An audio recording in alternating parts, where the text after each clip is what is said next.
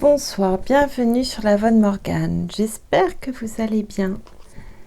Je vous retrouve ce soir pour une nouvelle lecture, Le gardien du feu, Anatole Lebras. J'en étais au chapitre 5. Voilà. Je vais reprendre tout de suite. J'entends des vaches, je crois.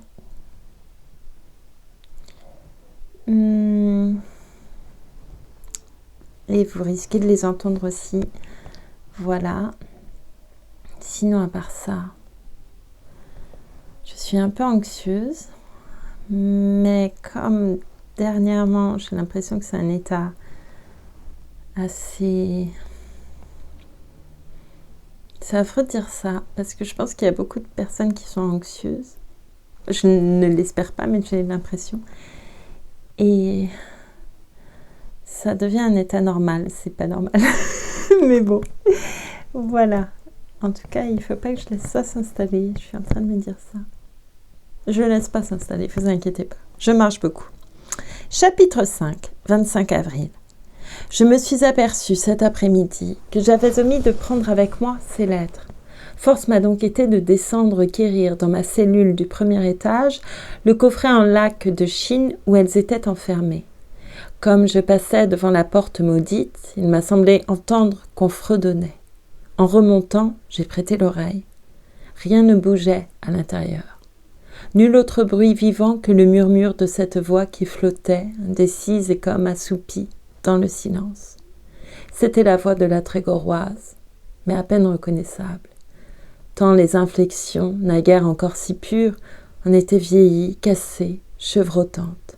Le chant disait « J'ai bâti ma maison sur le bord de la grève. Je me suis sauvée. » Mais toute la soirée, ce chant m'a poursuivi. Ce chant et aussi le ton lamentable, le ton morne et saccadé, tout ensemble de la voix qui chantait. Pour faire diversion, j'ai vidé sur mes genoux le contenu du coffret aux reliques. À manier cette petite boîte légère, à respirer la pénétrante odeur de choses exotiques qui s'en exhalent, je me suis rappelé une nuit d'il y a 10 ans, à Saïgon, là-bas, sur l'autre bord du monde.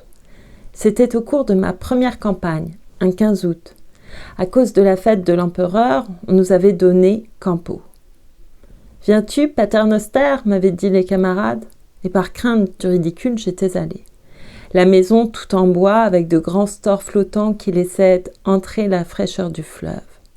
Sur des nattes de joncs multicolores, des femmes peintes, vêtues d'étoffes à ramages, mimaient je ne sais quelle légende asiatique au son d'une musique assourdie. Tout autour, une assistance composite faisait cercle, des marins de l'État et du commerce, des Chinois fumeurs d'opium, des pirates aux moustaches en parenthèse, descendus des hautes terres dans leurs sampans. Soudain, une espèce de vieux petit magot à figure ratatinée poussa la porte. Il disparaissait sous une charge d'objets de toutes formes et de toutes dimensions et me fit penser aux tamisiers nomades qui parcourent le Léon chaque été avec des sacs à farine empilés sur leur dos.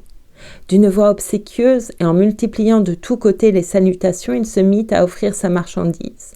Il ne pouvait tomber plus mal, le pauvre diable. Des cris, des vociférations l'accueillirent. « Jim, dehors! Allô, Jim !» Lui effaré se confondait de plus en plus en révérences, en grimaces qui voulaient être des sourires. Une brute quelconque l'empoigna, le pétrit comme une boulette et l'envoya rouler tout sanglant à mes pieds. Seul, peut-être, parmi les gens qui étaient là, je n'étais pas ivre. J'eus pitié de cette misérable loque humaine et la couvris de ma protection. Jim sortit du bouge sur mes épaules, sinon intact, du moins vivant. Sa pacotille, en revanche, était fort avarié, sauf quelques coffrets en laque, dont celui-ci, qu'aussitôt hors de péril, il s'empressa de me tendre avec des gestes suppliants et 1000 simagrées. « Joli, beaucoup joli souvenir pour bonne amie », bredouillait-il en son charabia. Je crus à un témoignage de gratitude, à un cadeau. Je ne connaissais pas encore le prodigieux esprit de mercantilisme de ces peuples. Jim eut vite fait de me détromper. « Toi donner petit argent, moi laisser pas cher. » Il s'était cramponné à ma vareuse, je ne me débarrassais de lui qu'en lui jetant à la figure une pièce de 5 francs. Dans les premiers temps de notre mariage, Adèle prenait un malin plaisir, chaque fois que nous étions en compagnie, à me faire raconter l'histoire du coffre à Jim. Jamais il ne m'a quitté, ce meuble minuscule. Il fut de tous mes voyages, et ici, à Gorley-Bella, il m'a tenu société durant mes longues solitudes. C'est une de mes distractions favorites, les nuits si fréquentes où je ne dormais pas, d'ouvrir l'un après l'autre ces tiroirs à secret et d'inventorier, d'un doigt pieux, les humbles archives de ma vie confiées à sa garde. Je viens de les étaler auprès de moi, sur mon banc de veille. Voici mon certificat de baptême délivré par M. Abgral, recteur de Plouneventer, puis mon diplôme de membre de la congrégation de Saint-Joseph au collège de Saint-Paul. Saint-Paul. Cette image représentant un calice d'or devant lequel sont agenouillés 2 anges dans les nues me fut donnée le jour de ma première communion par la vieille béguine qui, au soir d'hiver, nous faisait repasser notre catéchisme. Et voici le sou de 18 deniers, percé d'un trou et marqué d'une croix, que ma mère me remit à la dérobée comme un talisman le matin de mon départ pour le service. Il avertit des mauvais sorts, me dit-elle tout bas, et brillera dans l'obscurité si quelque malheur te menace, toi ou l'un des tiens. De ma mère aussi, cette médaille d'argent à l'effigie de Notre-Dame de l'Au-Christ. Les cheveux dont fut tressée cette bague, pâles et soyeux comme du lin cardé, je les reçus en commémoration de la prise de voile de ma sœur Anne-Marie, religieuse au couvent des Augustines de Carhaix. Mon livret, mes papiers de matelot, maintenant, mon brevet de quartier-maître, ma nomination de gardien de phare. Enfin, les lettres. Il y en a 11 en tout. 3 sont de mes parents, 8 sont signées d'Adèle. Celles-ci portent la plupart le timbre des messageries du Levant. De leurs enveloppes fanées se dégage encore le parfum de nos fiançailles. 2, d'une encre qui n'a pas eu le temps de jaunir, sont adressées à M. Goulven-Dénès en Plogoff. Dans l'une, ma femme m'annonçait son heureuse arrivée à Tréguier, son réveil dans sa chambre de jeune fille et la joie enfantine qu'elle avait eue, en s'habillant à sa fenêtre, à entendre claquer dans la rue les socs des sœurs du tiers-ordre se rendant aux messes d'aube et les martinets chers à Sainte-Yves piaillés dans les meurtrières de la tour d'Hastings au-dessus de la cathédrale.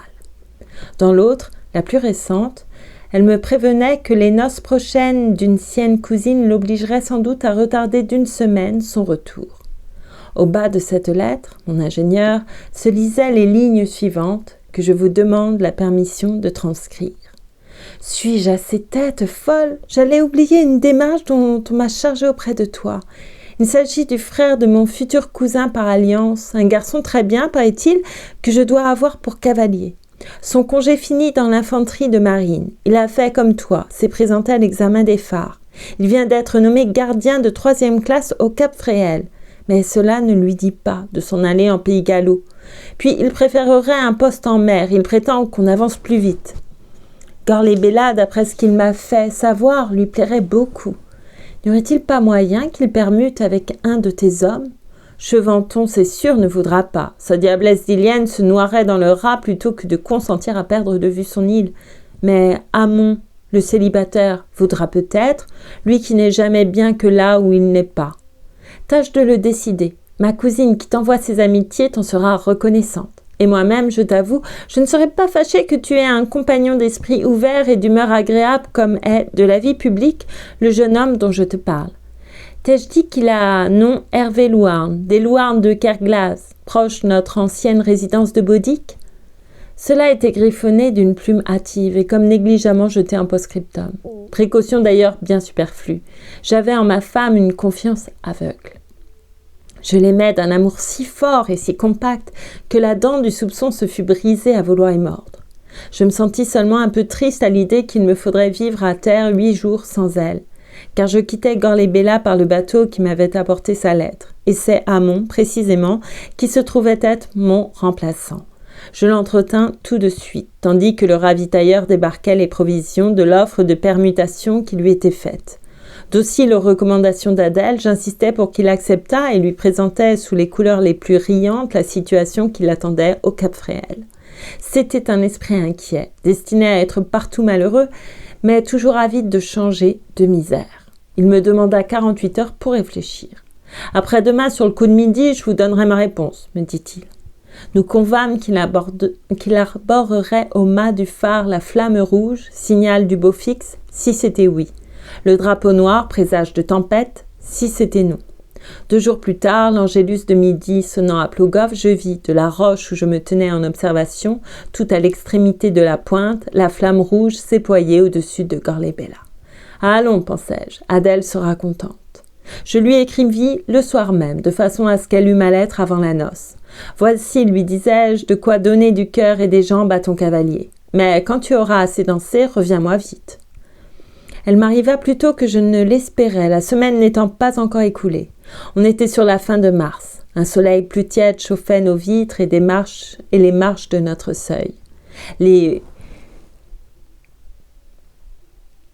violiers qui formaient touffes de chaque côté de la porte s'apprêtaient à fleurir. J'avais entrepris de refaire la toilette de notre maison, afin qu'Adèle la trouvât toute neuve, toute reluisante à son retour. De l'aube à la nuit pleine, je peignais, je vernissais, je frottais. Déjà la blancheur des boiseries, rehaussée de filets verts, avait eu le temps de sécher. Ce qui me ravissait surtout, c'était d'avoir pu rendre à nos meubles leur premier éclat, cette fraîcheur, cette pureté si engageante des choses qui n'ont pas servi. Il ne me restait plus qu'à fourbir le plancher et c'est à quoi je m'étais attelée ce vendredi-là, dès le matin. Comme autrefois, quand j'étais de corvée pour le lavage du pont sur le Gemaps ou le Melpomène, je m'étais mise à nu, ne gardant pour tout vêtement qu'un caleçon de toile bise noué au rein d'une ficelle. Ces grandes lessives en tenue de nègre, comme nous disions, étaient parmi nos meilleurs souvenirs du bord. Voici qu'il me semblait entendre du fond de ma jeunesse les rires, les lazzi de mes camarades, et cette évocation, jointe à la douceur de songer que l'absence d'Adèle allait prendre fin, m'emplit l'âme d'une telle allégresse juvénile que, tout en faisant mousser le savon sous le crin de ma brosse, moi, le moins mélodieux des hommes, je m'oubliais jusqu'à chanter. Il n'était guère varié, mon répertoire. Vieux chants de matelot improvisés sur le tillac ou dans les hautes vergues et qui se lèguent d'un équipage à l'autre depuis des siècles.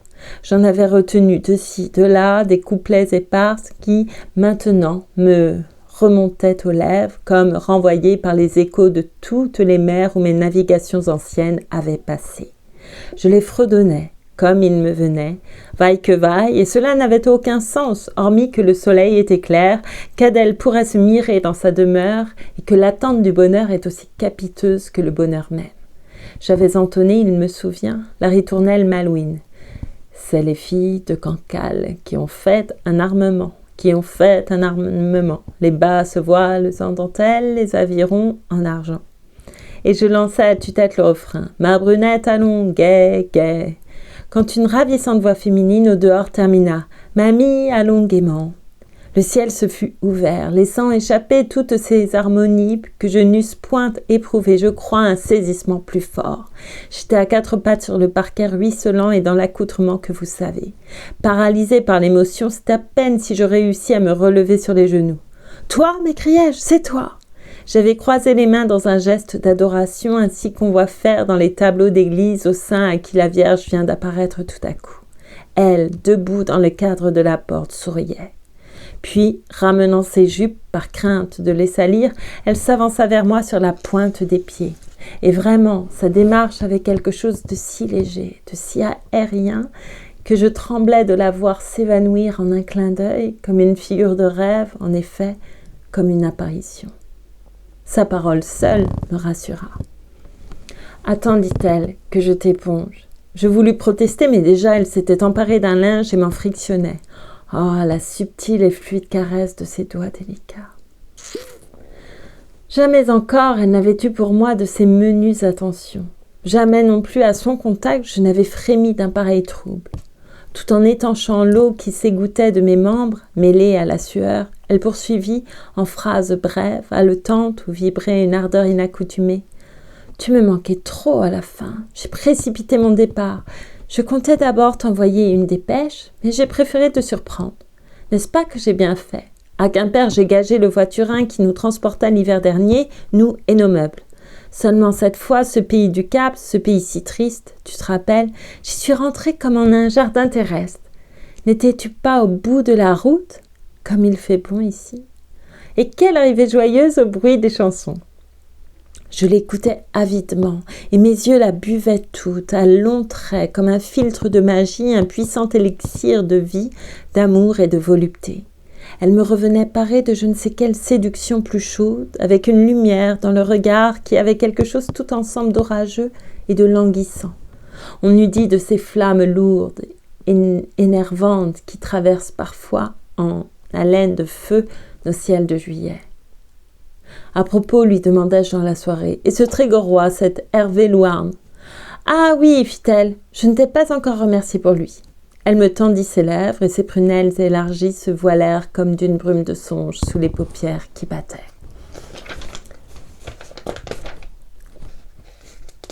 Les pages sont toutes fines.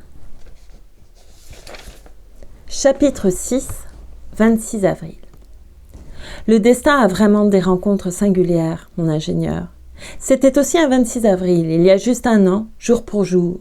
J'avais quitté le service vers les 5 heures et j'étais débarquée à Bestré par une jolie fin d'après-midi, sous un ciel de fête, un couchant merveilleux, tout lambrissé de pourpre et d'or.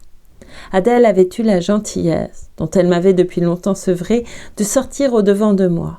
Elle était gaie, d'une gaieté de lutin et coquettement attifée comme pour un voyage à la ville. Je lui en fis la remarque. « C'est en l'honneur de la saison neuve, me dit-elle, puis, me prenant la main, « Passons, si tu veux bien, à l'air de Kerkaradec. Il y a là des buissons d'aubépines en fleurs. » Nous revînmes à la caserne avec des brassées de branchettes odorantes. Et tout de suite, elle en orna la cheminée, le chevet du lit, les étagères du dressoir.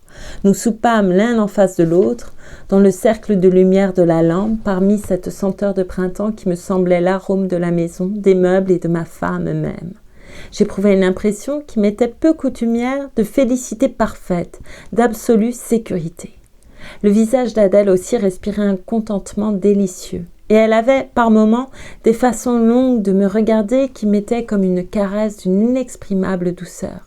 « Sais-tu, proposa-t-elle, le repas terminé, si tu n'étais point trop là, nous irions jusqu'à la croix de Pénerf, histoire de nous en retourner après à la lune comme des amoureux. » Je n'avais rien à lui refuser. Elle jeta sur ses épaules une frileuse et nous nous engageâmes côte à côte dans la grande route qui mène à Plogoff. La croix de Pénerf est à mi-chemin, au sommet d'une éminence d'où l'on domine au loin les terres du Cap. Un piédestal de quelques degrés supporte un lourd calvaire monolithe, grossièrement équarri. Adèle eut la fantaisie d'y grimper et s'assit sur la marche la plus haute. L'air était tiède encore de la chaleur du jour et, dans le firmament au-dessus de nos têtes, agonisait un reste de clarté. Des chaumières basses bossuaient la campagne, çà et là, pareilles à d'énormes ouvrages de taupe. Le silence était profond. Pas un bruit humain, pas même un fugitif frisson d'insectes dans le paysage démesurément amplifié. La monotone rumeur des eaux du Raz animait seul cet immense désert nocturne. Le disque de la lune parut derrière un bouquet d'arbres noirs dans la direction de Goulien. « Si tu veux rentrer à la lune, observai-je, voici l'instant. » Elle leva un doigt, me fit signe de prêter l'oreille. On percevait un roulement de voiture, de vers Plogoff. « Attendons qu'elle ait passé, dit-elle, et que la route soit à nous seuls. » Non, mon ingénieur, il n'y a pas de justice. Il n'y a pas de Dieu. Je la vois encore, la misérable créature. Pour saluer de plus loin son amant, elle s'était mise debout, un de ses bras enlaçant le fût de la croix. Et le Christ ne la repoussa point, et la pierre sacrée ne s'abattit pas sur elle. Pouvez-vous me dire si je ne trouverais pas la grille fermée à la caserne des gardiens de phare, s'il vous plaît? L'homme qui m'interpellait de la sorte venait de sauter à bas du char-à-banc arrêté à quelques pas de nous. Il s'exprimait en breton du Trégor avec les façons polies habituelles aux gens de sa contrée. Avant que j'eusse eu le temps de répondre, Adèle, derrière moi, s'exclamait sur un ton de surprise que je n'avais aucune raison de croire feinte. « Eh mais, c'est lui, c'est Hervé Louarn !» L'homme porta la main, sa casquette se découvrit. « Faites excuse, madame Adèle, je ne vous avais pas reconnue. » Il s'était avancé hors de l'ombre projetée par la voiture dont le conducteur assistait, muet, à ce colloque.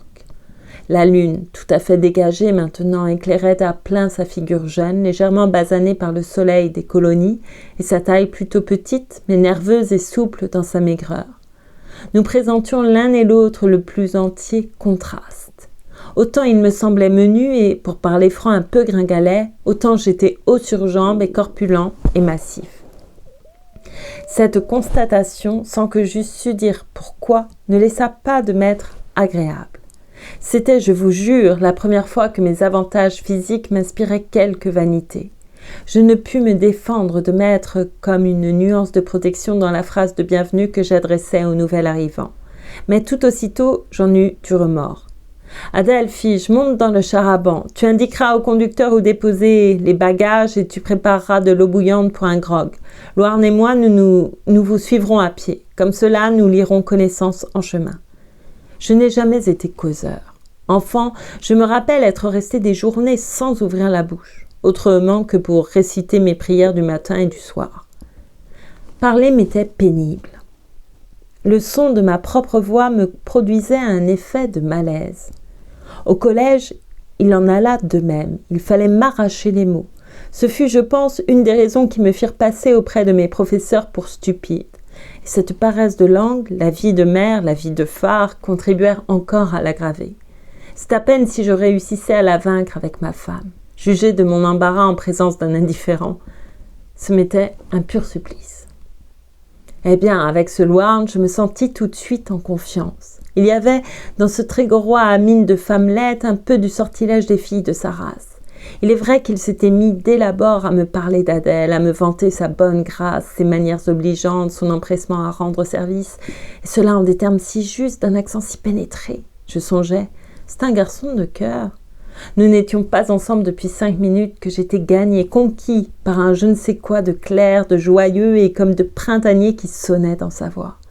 Quand nous atteignîmes la caserne, nous bavardions presque à tu, à toi, ainsi que de vieux amis. Le grog fumait sur la table. Nous nous apprêtions à prendre place, lorsqu'un cri retentit, qui semblait sortir de dessous le plancher, un cri bizarre, indéfinissable, moitié bestial, moitié humain.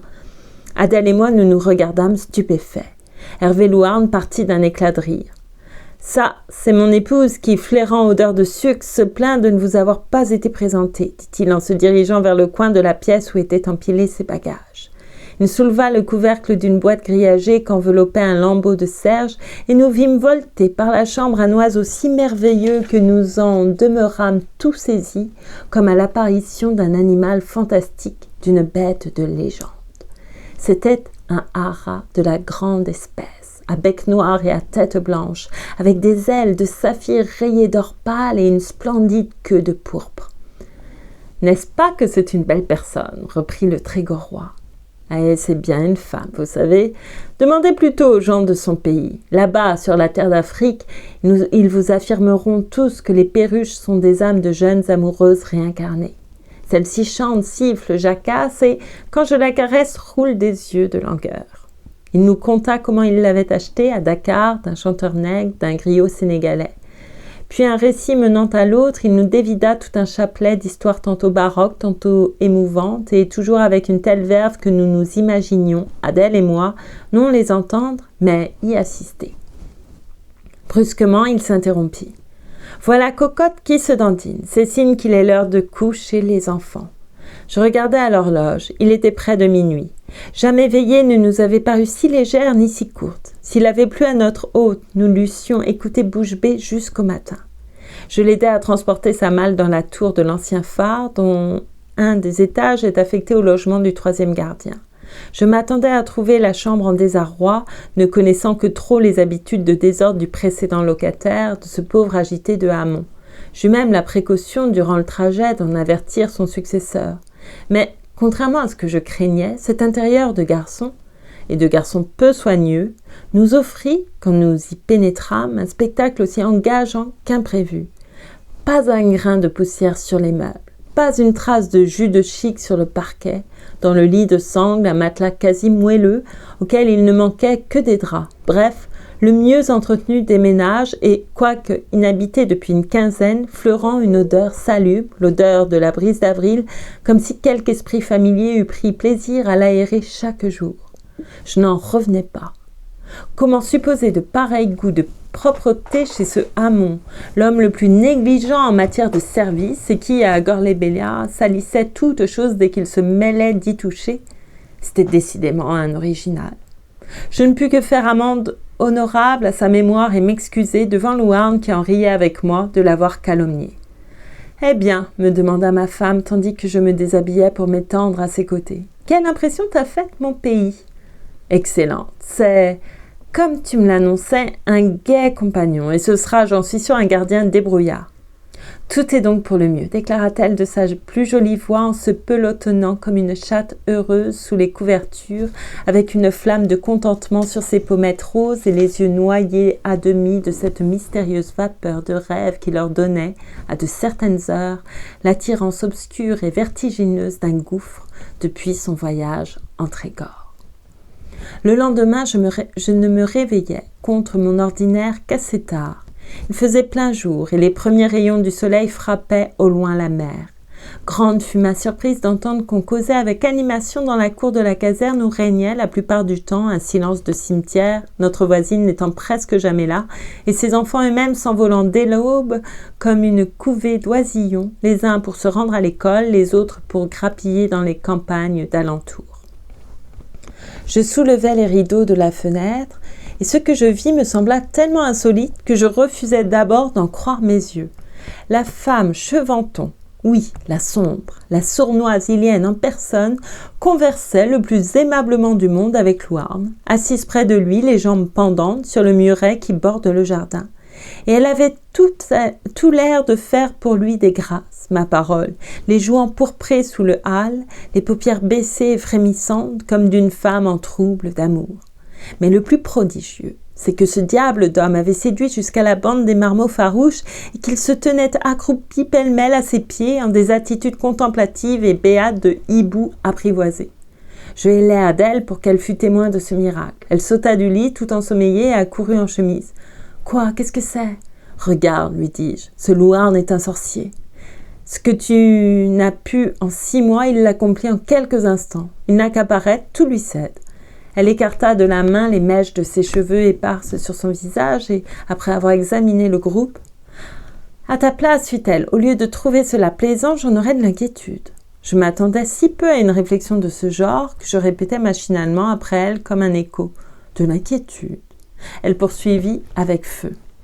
« Faut-il tout de même que tu sois naïf, mon pauvre Golven ? Non, tu te figures sérieusement que cette sauvagesse a été ensorcelée comme cela, du premier coup par les attraits irrésistibles du nouveau gardien ? Mais, malheureux, tu ne vois donc pas que c'est elle, au contraire, qui, avec ses petites mines confites et ses manières cauteleuses, cherche à s'insinuer dans sa confiance, pour ensuite le détacher de nous et l'accaparer ? Hamon fut pareillement en but à ses entreprises dans le début. Je le tiens de sa bouche. Quand il est venu me dire adieu, son dernier mot a été « Gardez-vous de cette femme comme de la mort ».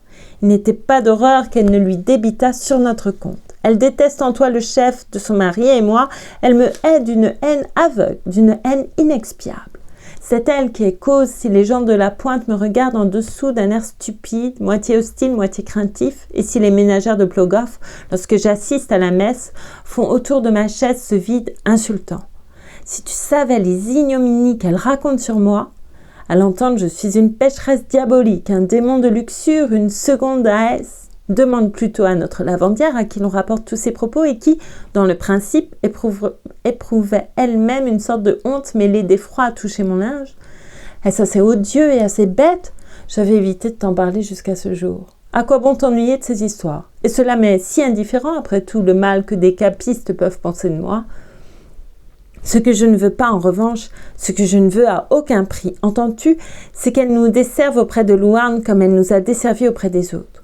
Et elle s'y attachera, tu sais, avec d'autant plus de férocité qu'il est mon compatriote et, comme tu dis, mon protégé.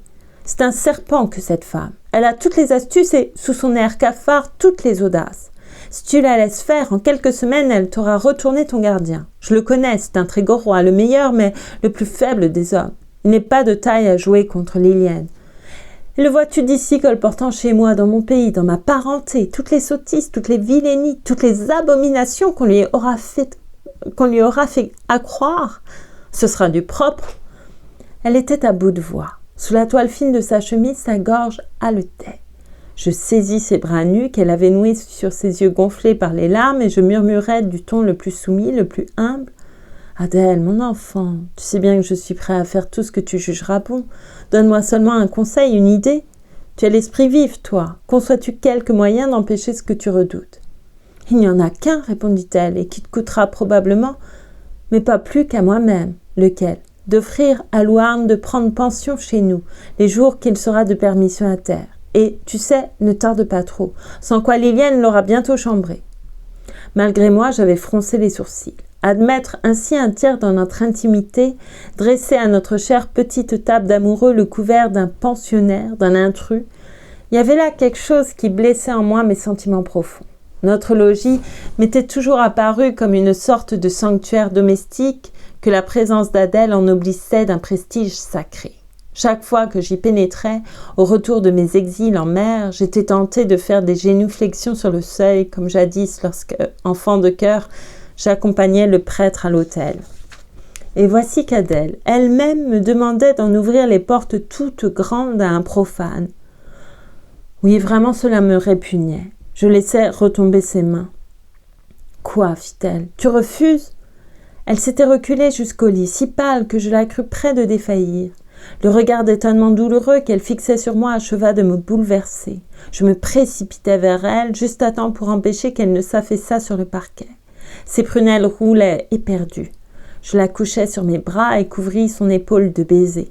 Elle murmurait, d'une voix accablée, d'une voix éteinte, « Tu ne m'aimes pas, tu ne sais pas m'aimer. » Un quart d'heure plus tard, mon ingénieur, j'invitai Hervé Louarn à déjeuner avec nous et, le soir du même jour, il fut entendu d'un commun accord qu'Adèle le nourrirait durant ses périodes de congé, moyennant une somme fixe de 35 francs tous les 3 mois. Comme, en attendant qu'il pût rejoindre son poste, il avait obtenu d'être remplacé par un intérimaire, nous passâmes ensemble la fin de cette quinzaine. Et je dois à la vérité de convenir que ce sont peut-être les seuls instants de ma vie où, sans aucun retour triste sur les autres ni sur moi-même, je me sois pleinement oubliée à être gaie. Je ne me reconnaissais plus. C'était comme si, au contact de mon nouveau compagnon, quelque chose de sa légèreté charmante et de sa libre insouciance se fût communiqué à mes esprits. Louarn était de ces natures heureuses dont l'influence agit sur vous à la façon d'un filtre. On est pris avant même qu'on ait songé à se défendre. Et l'on cesse dès lors de s'appartenir. On ne voit plus que par leurs yeux, on ne pense plus qu'avec leur cerveau. J'essayai d'abord néanmoins de lutter contre cette espèce d'envoûtement et, par exemple, au cours des premiers repas, je fis exprès de ne parler avec notre commensal que des questions du service, en ayant soin d'y mettre une petite nuance condescendante de chef hiérarchique à subordonné. Sa déférence, l'intérêt très réel qu'il portait au métier, la promptitude avec laquelle il saisissait les explications les plus délicates et la haute idée qu'il me donnait ainsi de mes talents d'instructeur me désarmèrent. Je ne résistais plus à la sympathie irraisonnée qui m'entraînait vers cet homme. Je me livrai à lui comme je m'étais livrée à Adèle. Ce fut, dans un autre domaine de sentiment, le même abandon complet, la même abdication de tout moi. Je vous ai dit, mon ingénieur, en quelle solitude d'âme je m'étais renfermée jusqu'alors. Une timidité invincible m'écartait du commerce des autres hommes. Ni au collège, ni sur les bâtiments de l'État, je n'avais eu de liaison étroite avec personne. Je ne savais pas faire d'avance, et la réserve dont je ne pouvais prendre sur moi de me départir empêchait, sans doute, que l'on m'en fît. Quant à mes collègues des phares, j'avais toujours été incapable de les considérer autrement que comme des collègues. Puis, s'il faut l'avouer, les commencements d'éducation que j'avais reçus et que je m'étais plu à développer par la suite n'étaient pas sans me rendre un tantinet suspect à leurs yeux, ni sans me donner moi-même, si peu vaniteux que je fusse, une médiocre envie de les fréquenter. Jamais, à coup sûr, il ne me fût venu à la pensée, même en mes heures les plus sombres, comme pendant ces nuits à Gorlebella, où il m'arrivait de crier silencieusement ma détresse vers les étoiles. Non, jamais il ne me fut venu à la pensée de chercher le moindre réconfort à mes maux auprès d'un chevanton goguenard et vulgaire ou d'un maniaque tel que Prosper Hamon. Je les tenais certes pour d'honnêtes gens, mais de me commettre avec eux, pas une fois je n'y songeais. Qu'est-ce que Louarn avait de plus que cela ? Je ne me le demandais même point. J'allais à lui d'un mouvement aveugle, comme va le faire Alément.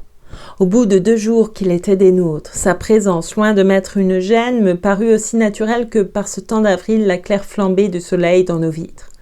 Je me sers à dessein de cette comparaison. Ce petit Trégorois brun, à la frimousse expressive, aux yeux rieurs, dégageait partout où il était de la lumière, de la chaleur, de la vie. Non pas sans doute qu'il n'eût eu ses imperfections, qui n'a les siennes. Je lui aurais voulu, par exemple, un penchant moins prononcé pour les propos un peu libres. Il ne se surveillait pas assez, à mon gré, devant Adèle. Mais comme celle-ci n'en paraissait nullement offusquée, bien au contraire, je crus de mon devoir d'imiter sa complaisance envers notre hôte. Je fus quitte pour refouler les protestations d'une absurde austérité léonarde sucée avec le lait maternel. J'ajouterais que Louarn avait un art si à lui de tourner les choses les plus risquées qu'il eût fallu être un butor pour en prendre ombrage. Bientôt, dépouillant mes goûts casaniers, je saisis toutes les occasions de sortir avec lui à l'issue des repas. Adèle m'y poussait. « Cela te fait du bien, me disait-elle, tu rentres de ces promenades tout rajeuni. » Et c'était vrai. Je sentais éclore et s'épanouir en moi toute une flore trop longtemps comprimée. C'était comme si le monde se fût élargi. J'étais devenue capable d'épanchement. Je savourais, avec une volupté d'autant plus profonde qu'elle avait été plus tardive, les douceurs, toutes nouvelles pour moi, d'une naissante amitié. Je fis à Louarn les honneurs du pays. J'aurais été vexée, je crois, qu'il se fût adressé à d'autres pour le piloter dans nos alentours. Nous parcourûmes ensemble la pointe et les villages situés dans cette partie du Cap, sur les confins de notre désert. Il avait des curiosités, des familiarités qui m'étaient inconnues. Sous prétexte d'allumer une cigarette, il pénétrait dans les maisons, entamait un bout de causette avec les gens, s'appropriait leur dialecte et jusqu'à leur accent, leur donnait l'illusion qu'il était de leur parentage et les laissait si ravis de ses manières et de sa personne qu'il n'y eut soudain dans toute la contrée qu'une voix pour célébrer ses louanges. « À la bonne heure !» s'écriait-on. « Celui-ci, du moins, n'est pas fier. Il est comme l'un d'entre nous. » Je me grisais moi-même de sa popularité. J'en vins à exhiber mon gardien, ou comme je disais encore, le cousin de ma femme, avec une espèce d'orgueil naïf. J'étais secrètement flattée que, chez les paysans de Troguère, aussi bien que chez les pêcheurs de l'Escoffe, il ne fût bruit que du gentil Trégorois. Il n'y eut pas jusqu'au presbytère où l'on ne me comblât de félicitations pour avoir enrichi la paroisse de cette ouaille modèle. Ah, quand ils vont savoir ce que j'en ai fait de leur ouaille, de leur gentil Trégorois, j'entends d'ici leur clameur d'exécration sauvage. Il est madoué des femmes et la voix larmoyante du recteur psalmodiant du haut de la chaire avant le prône dominical. Prions, mes frères et mes sœurs, pour la pauvre âme défunte d'Hervé Louarn, mort victime d'une si épouvantable fatalité. Tas d'imbéciles. Chapitre 7, 28 avril. Veuillez me pardonner les mots qui me sont échappés avant-hier, mon ingénieur. Je vais, je pense, après cette interruption de 2 jours, pouvoir continuer avec calme. La nuit dernière, je n'aurais pas pu. En m'asseyant à mon banc de quart et sur le point de reprendre la plume, mal réveillé encore de mon lourd somme de l'après-midi, j'avais eu je ne sais quelle défaillance de mémoire.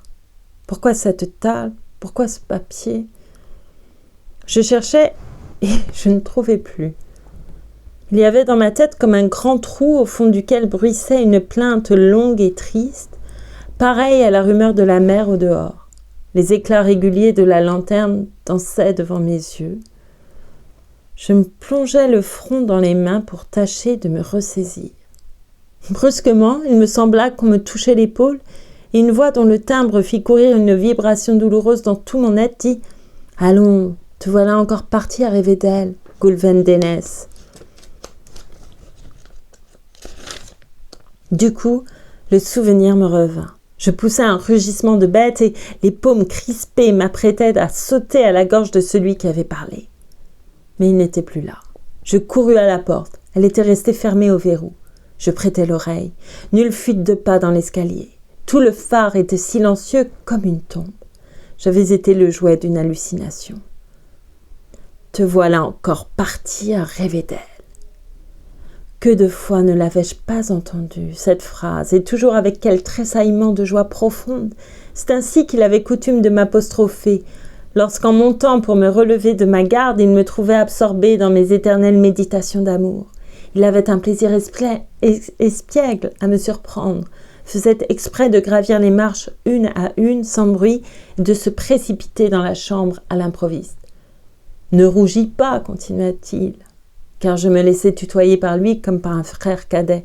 Ne rougis pas et va te coucher. » Il m'arrivait de lui obéir les nuits où j'étais trop las. Mais le plus souvent, je restais à tourner dans la lanterne sous prétexte de régler l'appareil, de mesurer la hauteur de l'huile ou d'inspecter quelques rouages. En réalité, j'attendais qu'il me dît de sa voix un peu gouailleuse. « Tu préfères causer, hein ? Soit, causons. » Il me confiait des épisodes de sa vie sénégalienne, des histoires de femmes, pour la plupart, étranges et perverses, respirant je ne sais quelle odeur irritante de barbarie et de volupté. Je les écoutais sans répulsion maintenant. Il y avait quelque chose de sali en moi. Invariablement, Louarn concluait. « Vois-tu, Goulven, qui n'a pas aimé là-bas, sur les berges du haut fleuve, celui-là ne connaît point les délices de l'amour. » Je hochais la tête et, souriant au-dedans de moi aux images encore toutes tièdes de mes nuits à terre, je lui demandais les yeux perdus. « En es-tu bien sûr, Hervé Louarn ?» Comme par une pente fatale, nous en venions à parler d'Adèle. Je m'ouvrais à mon compagnon de 1000 choses intimes, enfouies au plus profond de mon être et qu'il ne me semblait pas que j'eusse jamais osé révéler. Il ne s'écoutait guère de soir que je ne lui montrasse à nu quelques pans de mon âme, brûlée, calcinée par l'unique passion qui l'embrasait toute. J'éprouvais un soulagement indicible à étaler devant lui ma plaie secrète, l'ulcère à la fois glorieux et misérable, le cher tourment dont j'étais rongée. Non content de m'écouter, il m'incitait à poursuivre.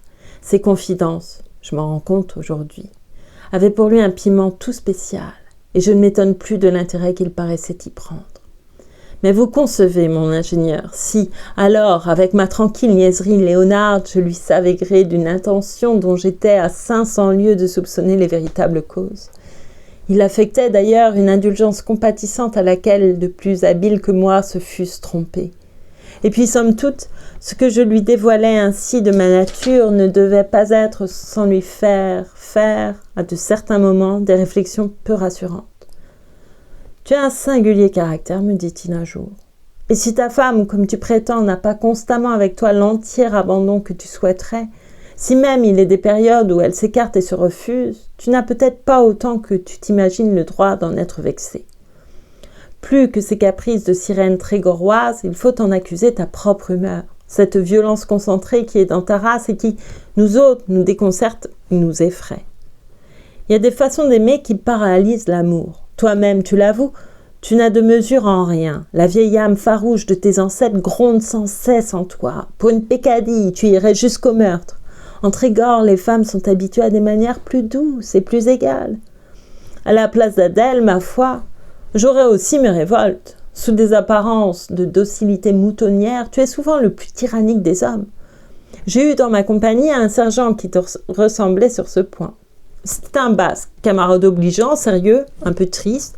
Jamais il ne buvait ni ne courait comme nous la prétentaine. Voici que nous sommes envoyés en détachement dans l'intérieur. Là, le sergent, jusqu'alors si réservé, s'énamoura, Dieu sait comment, d'une petite moricaute. Cela lui prit comme une rage. Il devint fou d'elle au point de la séquestrer dans sa paillote. La belle, à la longue, trouva qu'elle manquait d'air et s'en sauva.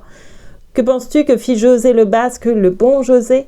Eh bien, il paya des nègres pour la châtier à la mode du pays, c'est-à-dire qu'elle fut enterrée dans le sable jusqu'aux épaules et qu'elle eut la tête mangée toute vive par les mouches. Quant à lui, il se tira une balle. « Grand merci, ripostai-je, tu me découvres de jolies ressemblances. » Je ne me fâchais point de ses duretés. Plutôt même étais-je ravie de le voir ainsi, en toute occurrence, embrasser contre moi le parti d'Adèle. J'étais si heureux d'avoir en lui quelqu'un qui l'a su apprécier et qui me la vanta, fût-ce à mon détriment. Lorsqu'il rentrait de ses 15 jours de permission, j'étais le premier à lui tendre la main pour l'aider à se hisser jusqu'au seuil du phare, et, le canot reparti, emportant Chevanton, de quelle étreinte je pressais le nouvel arrivant, mon vrai compagnon de garde, mon frère. Je saluais en lui la colombe de l'Arche, le plus attendu des messagers. Ne m'apportait-il pas des nouvelles toutes fraîches de ma femme? Ne l'avait-il pas vue 2 fois le jour? N'avait-il pas vécu des heures à ses côtés? Un peu d'elle, me semblait-il, par l'intermédiaire de cet homme, venait jusqu'à moi, et j'avais parfois l'illusion, qui du reste n'en était pas une, que d'avoir respiré son atmosphère, il avait retenu dans ses vêtements quelque chose de son parfum. Cette nuit-là et les nuits d'après, je ne descendais de la lanterne qu'à l'aube claire quand Louarn, son quart terminé et le feu éteint, regagnait lui-même sa couchette. Pardon. Voilà. La vie de mère, en sa compagnie, m'était devenue presque tolérable. Les heures de Gourlay Bella me semblaient voler d'une aile moins lourde. Quant à ma femme, je n'avais qu'à me louer d'elle. Elle ne se plaignait plus de rien, pas même de moi. Elle ne m'écrasait plus de sa supériorité dédaigneuse, avait dans son air, dans sa personne, un je ne sais quoi de plus réfléchi, de plus sage. Mes contemplations silencieuses ne l'agaçaient plus. En revanche, elle demeurait elle-même des soirées entières sans éprouver le besoin de dire une parole.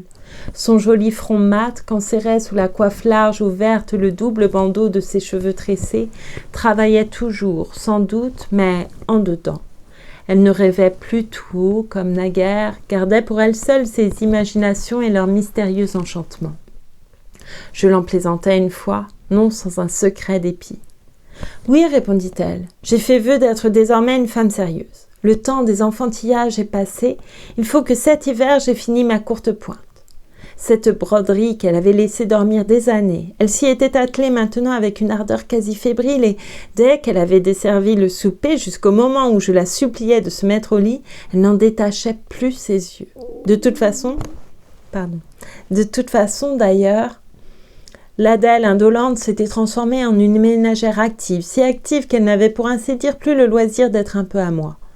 Mille soins qu'elle m'abandonnait volontiers autrefois nécessitaient aujourd'hui son intervention. Et si je tentais de m'en mêler, « Non, s'il te plaît, ce n'est pas à toi de t'occuper de cela. Tu es ici pour te reposer. » Elle ne tarissait point en prévenances dont j'étais tenue de paraître flattée et qui, au fond, me rendaient fort malheureux. La Trégoroise diligente, calmée, assagie, me faisait regretter l'autre, avec ses fougues soudaines, ses écarts ombrageux et la grâce frémissante de ses retours si adorablement passionnés.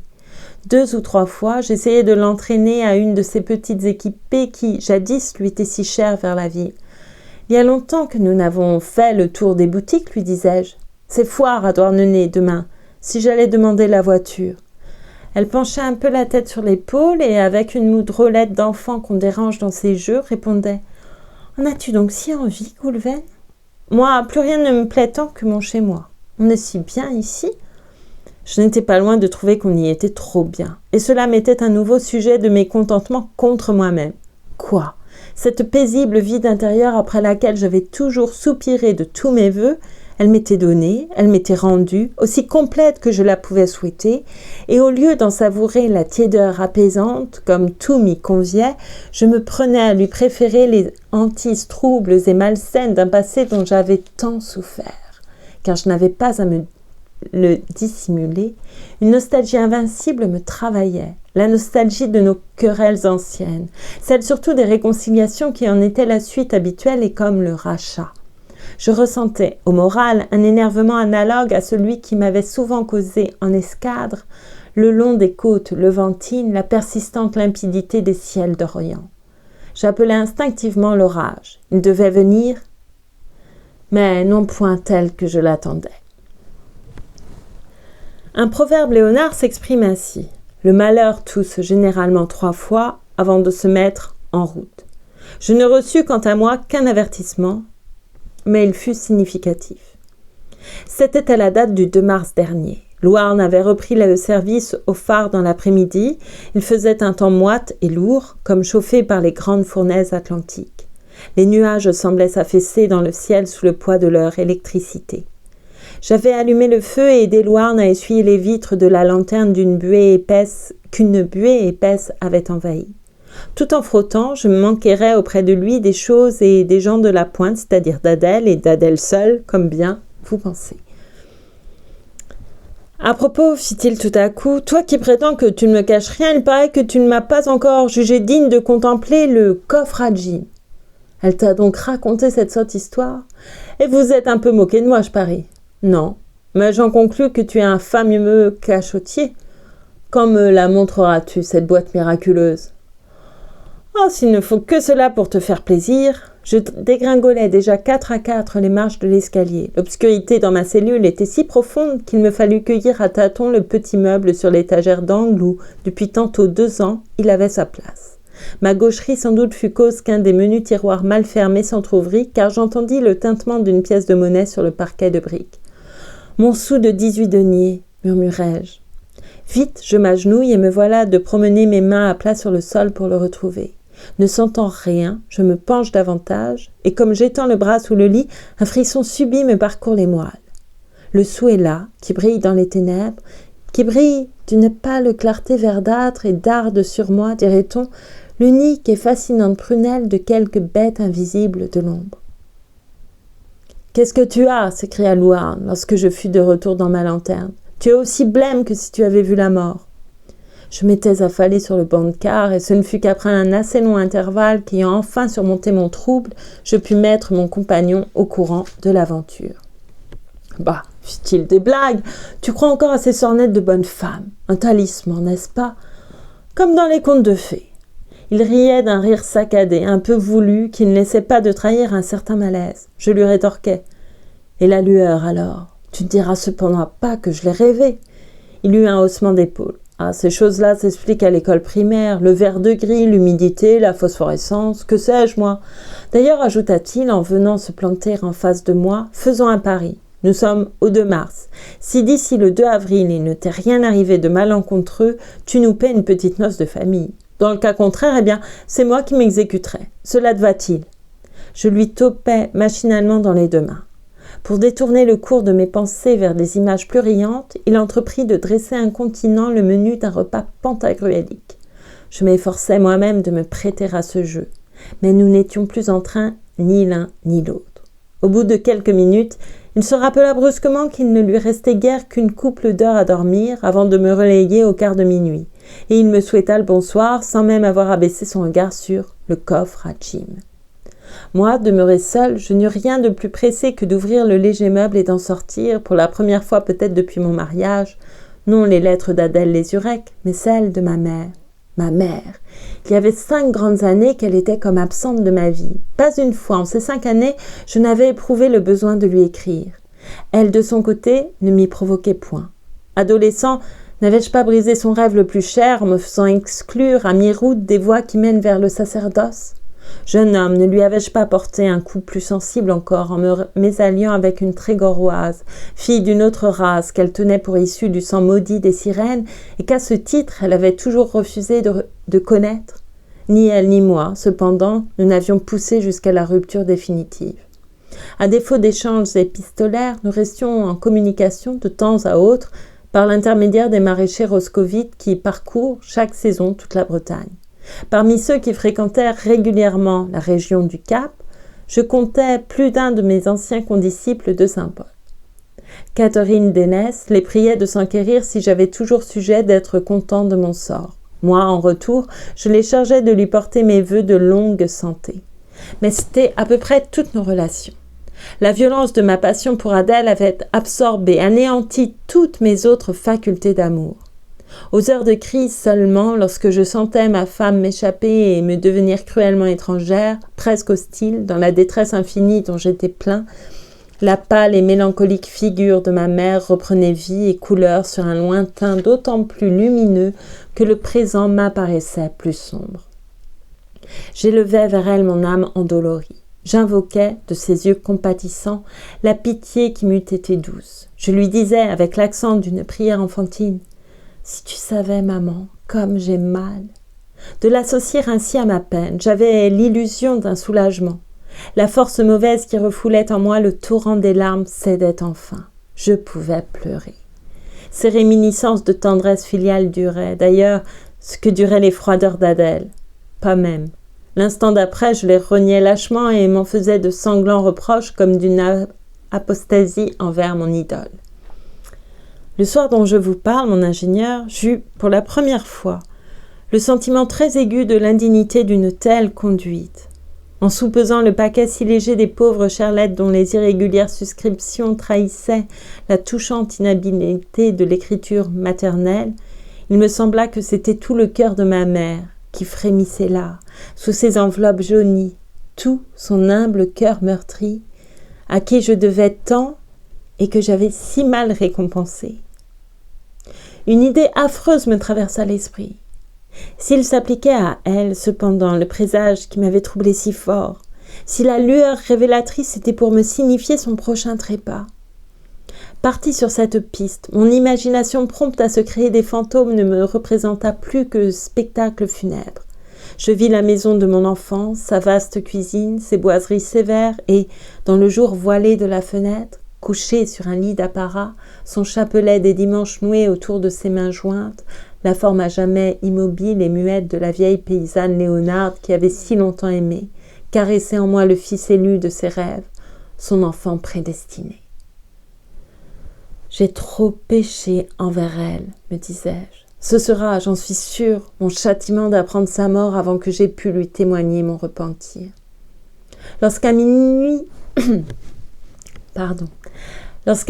Louarn remonta, je m'empressai de lui céder la place par crainte qu'il ne me fît honte de mes angoisses et ne me plaisantât sur mes remords. Je ne réussis à m'endormir que vers le matin, et d'un sommeil peuplé de cauchemars.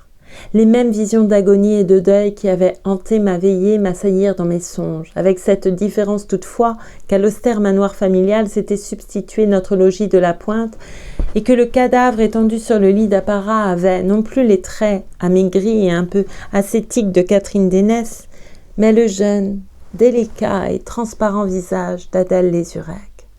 Je me réveillais dans un sursaut d'épouvante.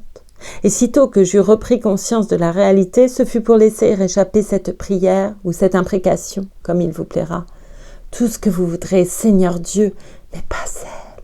Au nom de vos 5 plaies, pas elle. Au prix de la perte d'Adèle, la mort de ma mère, de ma sainte mère, m'apparaissait comme un événement fâcheux sans doute, mais supportable. Aussi bien tout ça n'était peut-être que des histoires, comme disait Louarn. Je sautai à bas de ma couchette, presque rassérénée. Puis sans prendre le temps de m'habiller tout à fait, pieds nus et encore de chemise, je grimpai d'une haleine jusqu'à la lanterne. Les brumes étaient tombées. La clarté toute neuve du soleil de mars argentait les grands espaces lavés de frais. Accoudé à la balustrade de la galerie extérieure, je braquai ma longue vue sur les falaises du Cap que commençait à couronner un gazon reverdi. Le paysage, en dépit de ses durs hérissements de pierre, était d'une majesté paisible. De notre caserne, je ne pouvais à cette distance apercevoir que le toit, mais au-dessus d'une cheminée de pignons que j'aurais reconnue à des lieues, une spirale de fumée grêle se balançait doucement.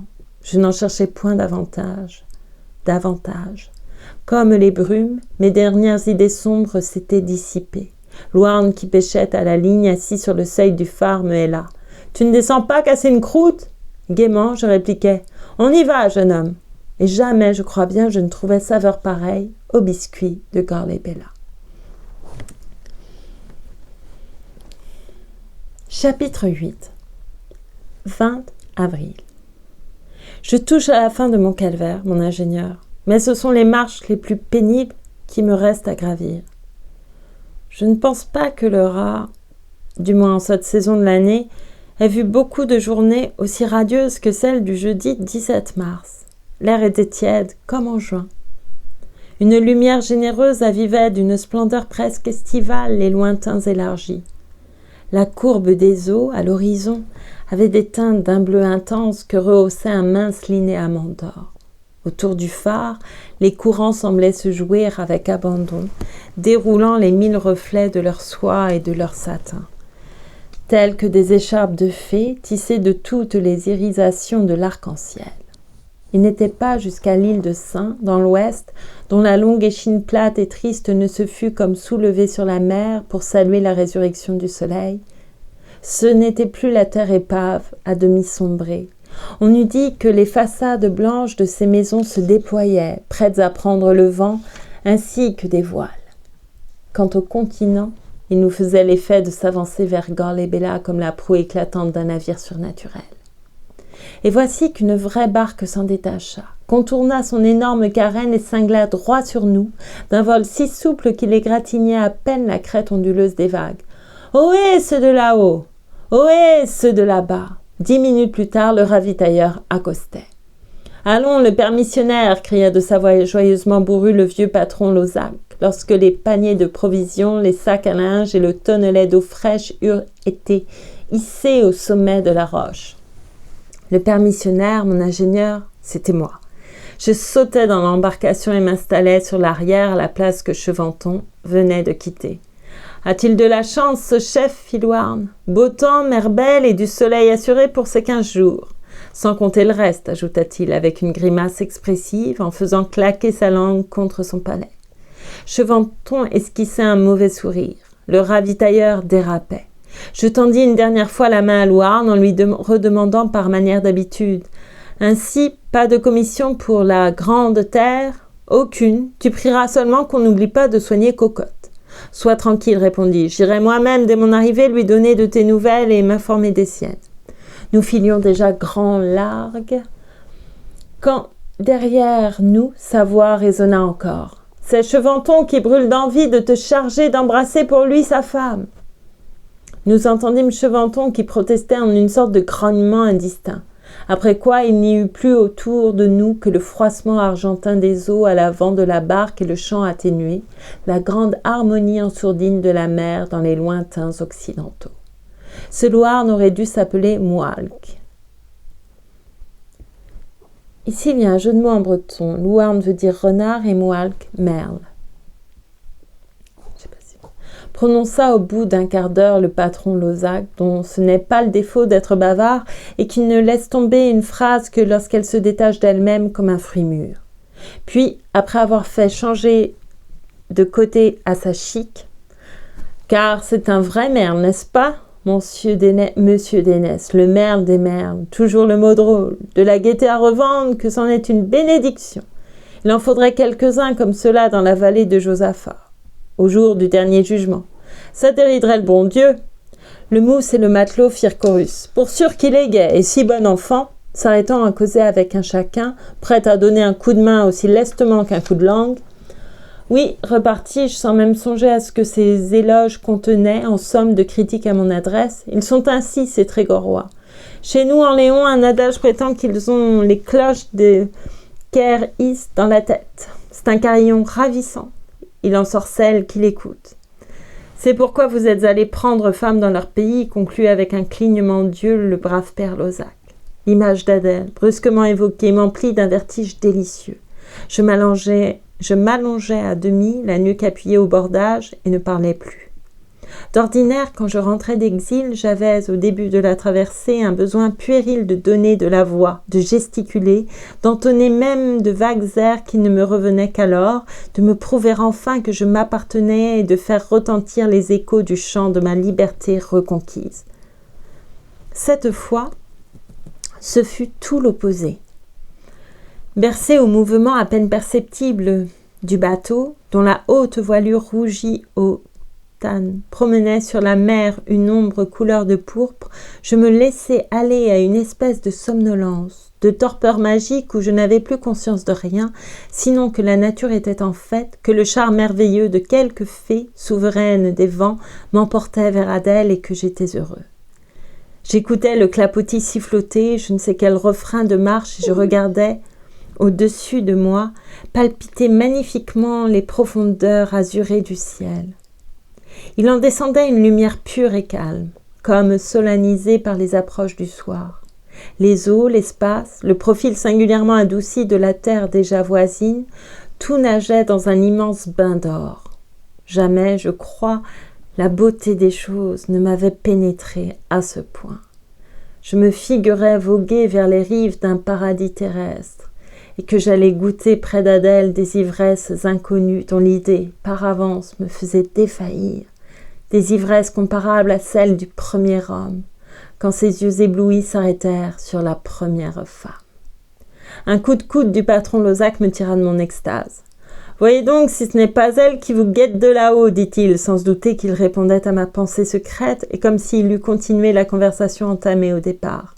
Je me frottais les paupières, du geste de quelqu'un qu'on réveille, et me soulevais pour regarder dans la direction que son doigt m'indiquait. Nous avions, depuis un bon moment, doublé les roches de l'extrême pointe et sur notre gauche commençait à se développer la monstrueuse muraille de schiste des falaises, labourée d'entailles, de balafres à vif où le suintement des eaux ferrugineuses ruisselait en larmes de sang. Ça et là, des combes s'ouvraient, pareils à des créneaux tapissés de mousse, et leur pente gazonnée, en dévalant quasi jusqu'à la mer, faisait à distance l'effet de guirlandes vertes suspendues par places aux remparts de quelque fantastique cité de l'abîme. La tour désaffectée du phare, le mât de l'ancien sémaphore, achevait de compléter l'illusion. Il s'hérissait, comme d'un profil de mystérieux monument, la ligne sévère et nue de ce paysage presque géométrique. De silhouette humaine, en revanche, ni sur le faîte du promontoire, ni plus bas, dans les pâtis d'herbes rases, tout baignés des ardentes lueurs du couchant, je n'apercevais rien qui y ressemblât. Comment cette forme assise là, dans le creux de Bestré, insistait non sans impatience le patron Losac. Je finis par discerner une chose brunâtre, de contours indécis, qui pouvait passer aussi bien pour un tas de goémons séchés. « Oh, c'est assurément une femme, opina le matelot, même qu'elle a le buste penché en avant et les mains aux genoux. »« Je vous dis que c'est Madame Adèle, affirma Losac. Je ne demandais pas mieux que d'être persuadé. De tout l'hiver, Adèle n'était pas venue à ma rencontre, et je n'avais, du reste, pas eu à lui en vouloir, la saison ayant été d'une rigueur exceptionnelle. Mais aujourd'hui, par ce clair et vivifiant soleil, évidemment oui, pensai-je, le charme du renouveau, sinon la hâte de me revoir l'aura incitée à la promenade et, sortie de bonne heure, quoiqu'elle n'aime guère à se risquer toute seule dans les sentiers de Gabelou, elle se sera aventurée au devant de moi jusqu'à Bestré. Chère petite femme, mon cœur volait vers elle. Sur mes lèvres flottait un hymne d'allégresse, un leotaré, une muette et religieuse action de grâce. Déjà, je me représentais cheminant à ses côtés, m'attardant avec elle dans la douceur alanguie de cet admirable soir, quand le mousse, qui n'avait pas encore exprimé son avis, insinua timidement. « Sauf votre respect, patron, la coiffe de Madame Adèle est blanche, et celle-ci porte, je crois bien, la jobeline noire des filles de l'Aînesse. » Leunès. Je fus, Dieu me pardonne, sur le point de le souffleter. Il ne disait d'ailleurs que trop vrai. La forme assise s'étant redressée, nous vîmes distinctement sa cape d'Ilienne, dont les pans retombaient le long de son visage comme les ailes d'un corbeau blessé. Le père Losac jura, en bougonnant, qu'il s'arracherait les yeux la prochaine fois qu'il lui jouerait pareil tour. Non, moi, je me rencognais contre le bordage. Les autres, eux, continuèrent d'épiloguer, à la façon des gens de mer qui, dans leur existence un peu vide, prennent prétexte du fait le plus insignifiant pour se livrer à des commentaires sans fin. Si la peine due attend qu'on la vienne quérir de l'île, déclara le matelot, elle en a sûrement pour jusqu'à la nuit close. Il n'y a en vue derrière nous que les voiles des eaux d'Yernay qui rentrent. Aussi bien, Filmousse, elle n'a pas l'air pressée. Regardez, elle a tiré son rosaire. À ce mot de rosaire, le patron Losac se frappa le front et est redevenu jovial. « Parbleu !» s'écria-t-il. « Gageons que ce coup-ci, c'est moi qui devine juste. Le bateau qu'elle guette, cette Ilienne-là, c'est le nôtre. Et c'est après vous qu'elle en a, monsieur Dénès, poursuivit-il en me touchant l'épaule. Elle n'aura pas voulu manquer la commission dont on vous a chargé pour elle. Apprêtez-vous à embrasser Tumette Chevanton. » Cette grosse plaisanterie les fit tous rire aux éclats, et je finis moi-même d'en être fort amusé. Mais l'idée que ce pouvait être effectivement la sournoise sauvagesse qui se tenait embusquée là-haut, sur le bord du seul sentier praticable qui, de Bestré, permit de gagner la pointe, m'avait fait passer entre chair et peau un désagréable frisson. Je n'avais jamais eu, tant s'en faut, la moindre sympathie pour cette femme. Dès le début, j'avais naturellement épousé à son endroit toutes les préventions d'Adèle. Et plus tard, forcé de lui témoigner quelques égards, depuis la nuit sinistre où elle avait surgi si à propos pour rompre l'attirance du gouffre, Je m'étais mise à la détester encore davantage à cause du service même qu'elle m'avait rendu et que j'étais honteux de lui devoir. Je rusais pour l'éviter. Toute rencontre avec elle me produisait une impression de malaise, presque de dégoût. Si elle m'adressait la parole, j'étais incapable de lui répondre sans rougir. J'étais la langue épaisse, je balbutiais. Elle ne faisait pas mine de remarquer mon trouble, mais j'avais la certitude instinctive qu'il ne lui échappait pas et peut-être qu'elle s'en réjouissait. Ce dont j'enrageais le plus, c'est qu'à mon aversion très imparfaitement déguisée, elle opposait, et en ces derniers temps surtout, une onctueuse douceur hypocrite mêlée de je ne sais quelle insolente pitié.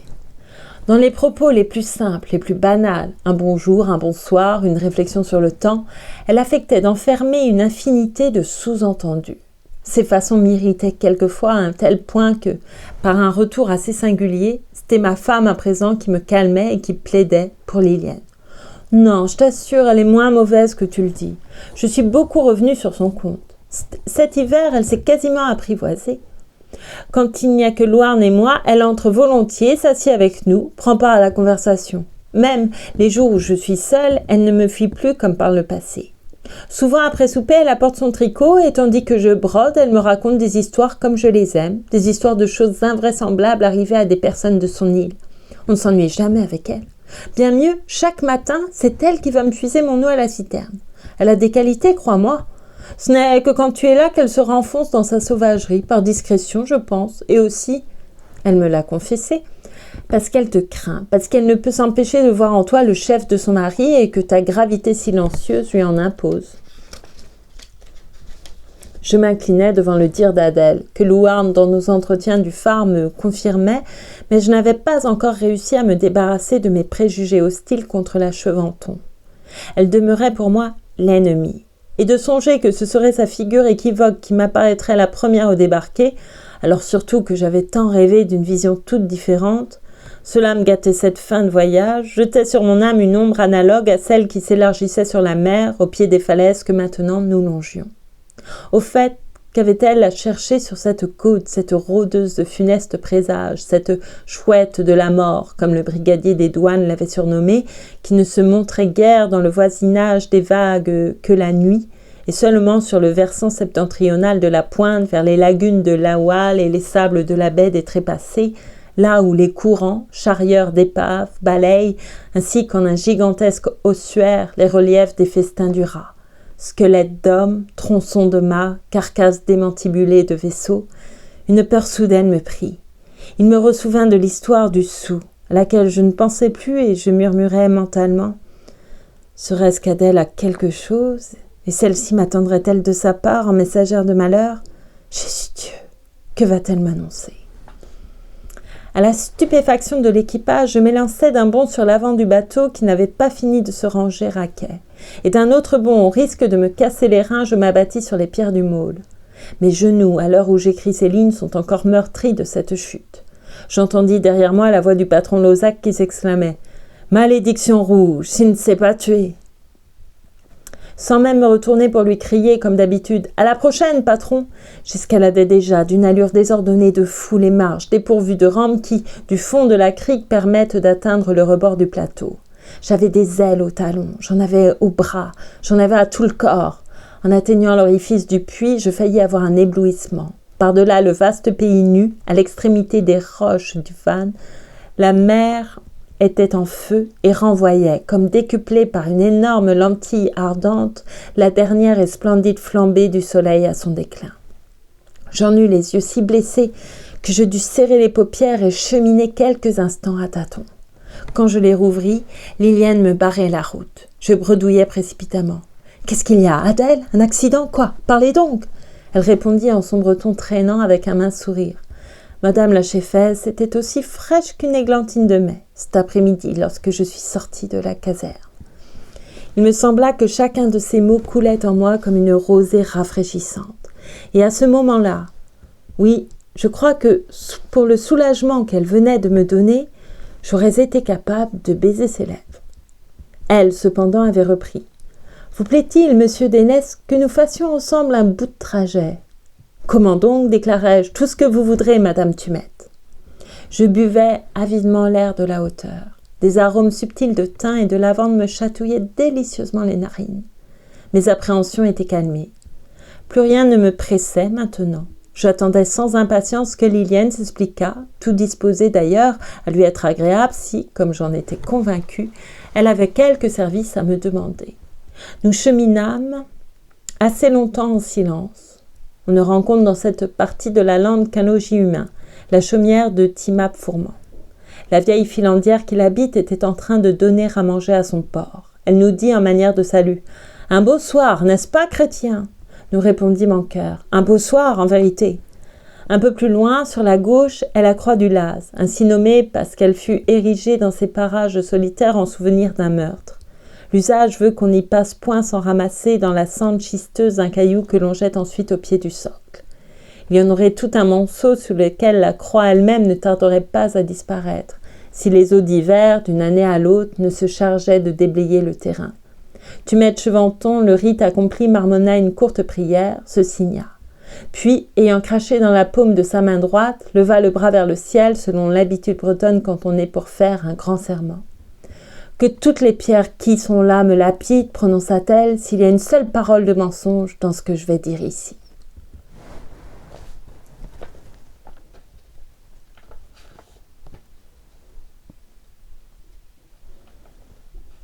Et je vais m'arrêter là pour cette lecture.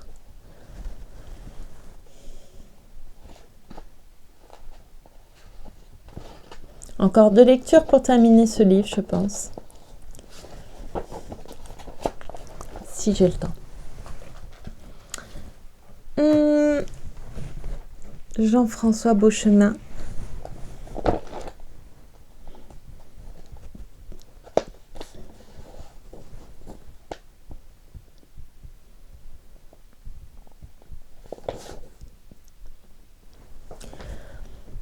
À part le bouc Ringo, nous n'avions pas d'animaux à la maison. Nous aimions la sage autonomie de ce compagnon qui, par son peu d'exigence, nous ressemblait.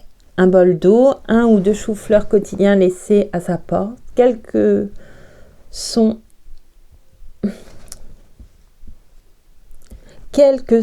équilibre psycho-émotif.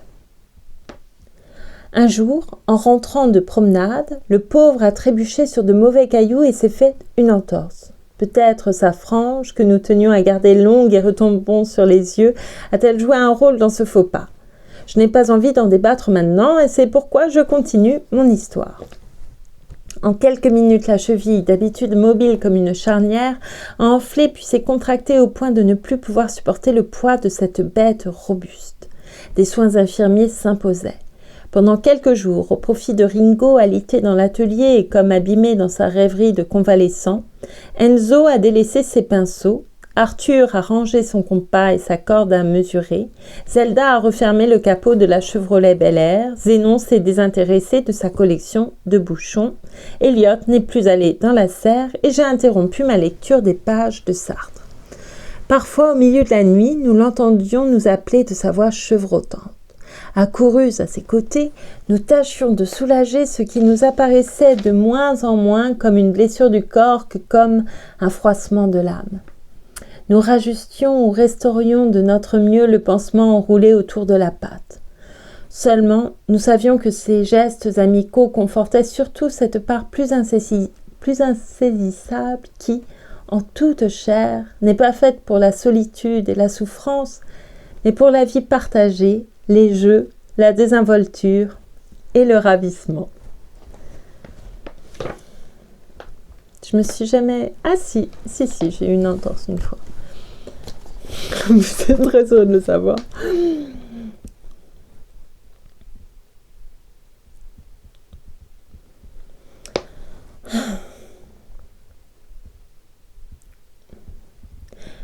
Nous attendions l'hiver, lisions des livres, fréquentions l'école, étudiions peu, visitions maman dans la chambre, perdions beaucoup notre temps, n'embêtions personne avec nos tourments d'enfants et d'adolescents.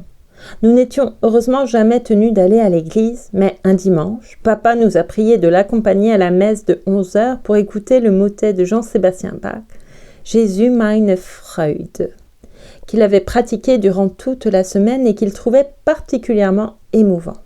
Cette invitation, ça n'avait rien de directif, c'était, on peut le dire ainsi, sa façon d'être en vie. Il fallait toujours qu'il partage ce qu'il jugeait beau. Alors le fermier Bertin est venu s'occuper de maman, puis nous nous sommes alignés sur la banquette arrière de la Chevrolet Bel Air. Un demi-art de lait au chocolat Perrette entre les mains, nos tuques bien vissés sur la tête, nos épais manteaux zippés sur nos poitrines, nos foulards bariolés négligemment enroulés autour du cou, nous nous sommes un quart d'heure plus tard entassés sur le banc de bois numéro 12 de l'église Sainte-Elzéar. La messe nous a comme prévu à demi anesthésiés, mais lorsque, au jubé, la chorale a entonné « Jésus meine Freude, meins Herzensweid » Jésus ma joie, la prairie de mon cœur, une grande joie réanimatrice nous a saisis. Jésus lui-même ne comptait pour rien dans ce bonheur supérieur d'une ahurissante douceur.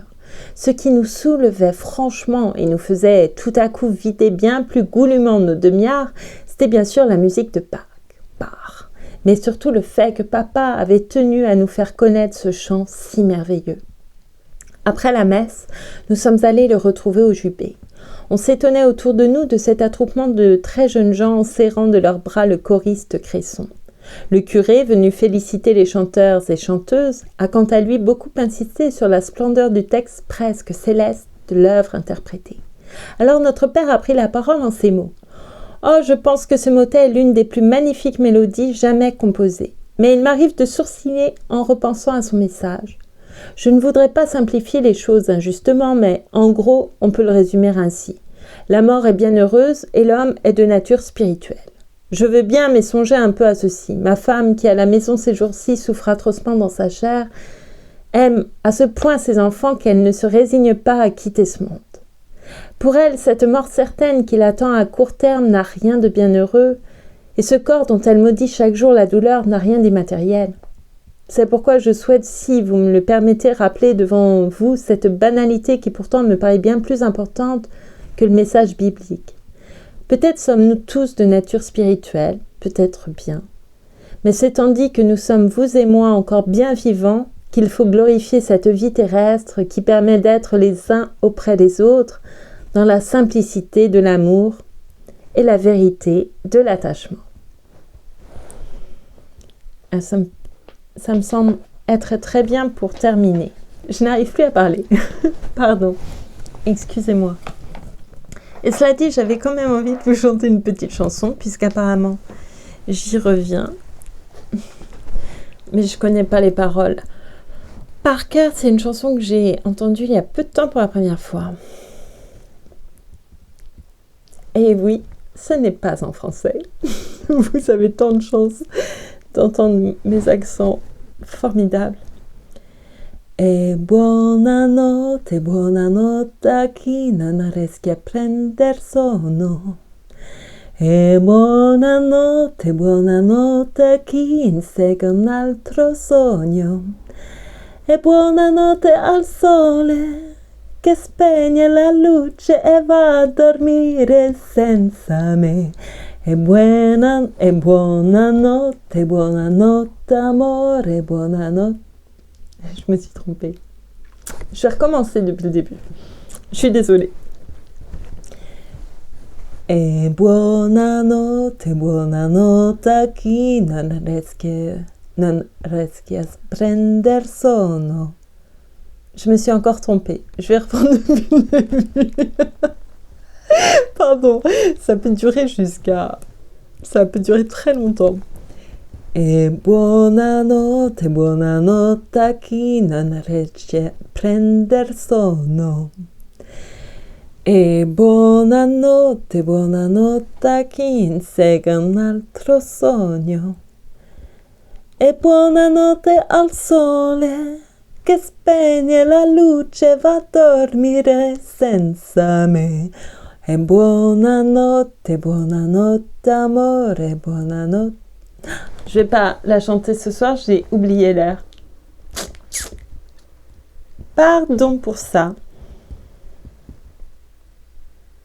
Je sais pas, j'ai oublié l'air. C'est fou, ça ne m'arrive pas souvent d'oublier. Oublier, si, ça m'arrive. Ce livre me tend un petit peu. Il me tend. Cette histoire me tend. Elle me plaît aussi, mais je sais pas. Je cherche une autre chanson. Je sais que je vais abandonner dans pas longtemps, mais je cherche une autre chanson. Une autre chanson. Je ne fais jamais les RE à la fin. Vous avez dû remarquer, j'ai du mal. Je ne termine pas mes mots. Non, pas aujourd'hui, celle-ci.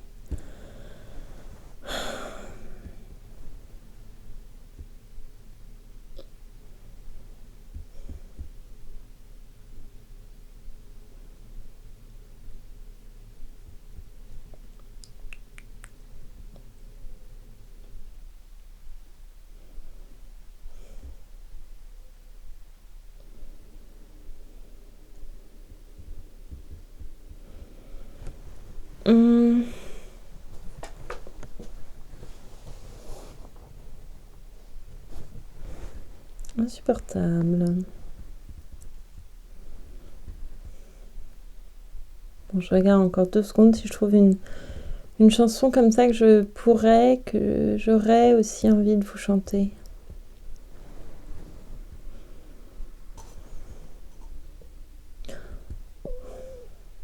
J'avais envie de chanter une chanson d'amour, mais j'avais pas envie de chanter.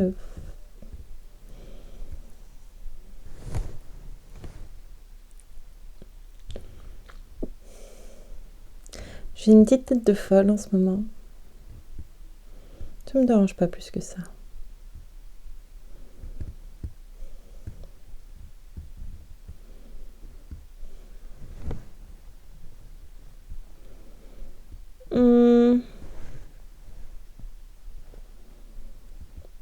Celle-ci, je voulais déjà chanter. Celle-ci, non. En anglais. Est-ce que j'ai les paroles là?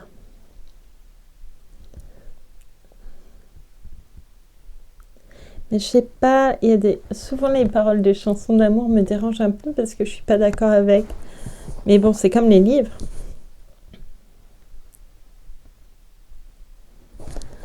Oh. Non, je vais m'arrêter là. Je viens de penser à une chanson, mais j'ai pas envie de la saccager parce que je l'aime beaucoup.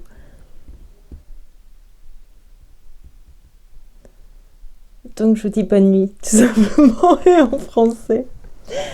Voilà. Bonne nuit. Faites bien attention à vous. J'espère que vous ne l'avez pas écouté jusqu'au bout. C'est pas grave, j'ai l'habitude.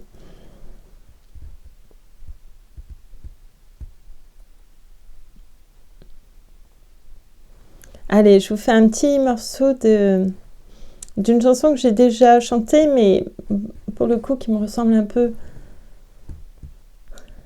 J'aime les gens qui doutent, les gens qui trop écoutent leur cœur se balancer. J'aime les gens qui disent et qui se contredisent et sans se dénoncer.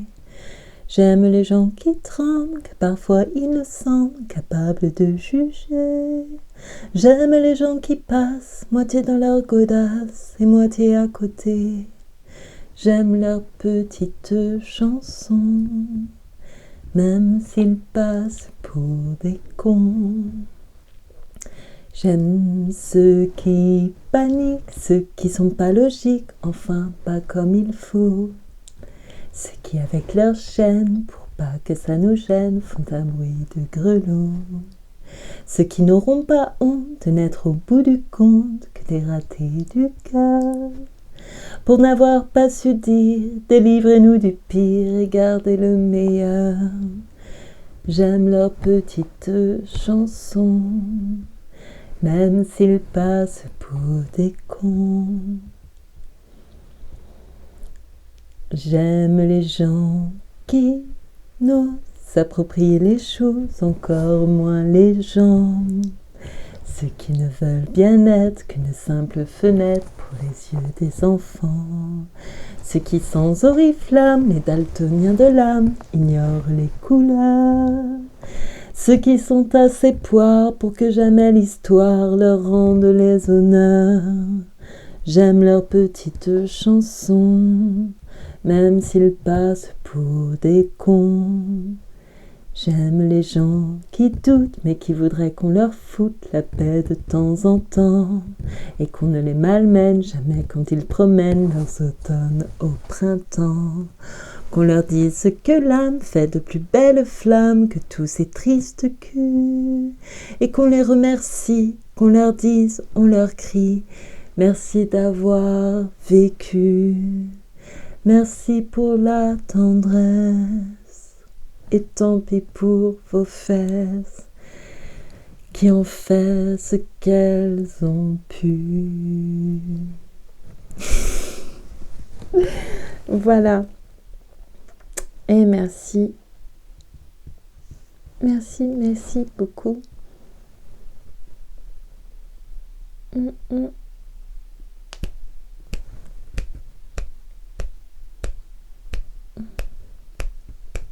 Ça m'agace.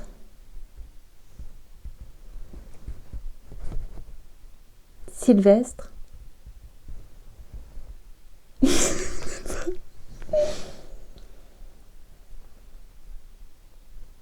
Bref, je m'arrête là, je cherche son nom.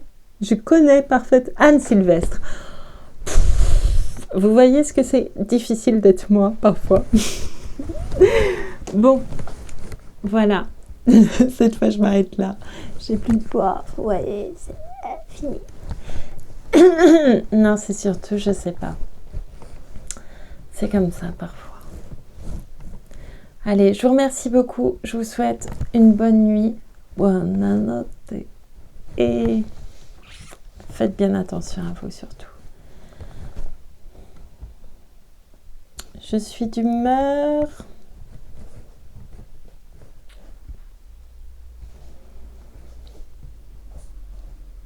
Je sais pas, faire des bêtises ce soir. À danser, à chanter. Pas à faire des bêtises, mais à m'amuser, en fait. Voilà. Je vous remercie beaucoup. J'espère que vous êtes de la même humeur que moi. Je vous souhaite une bien joyeuse soirée. Merci et à bientôt.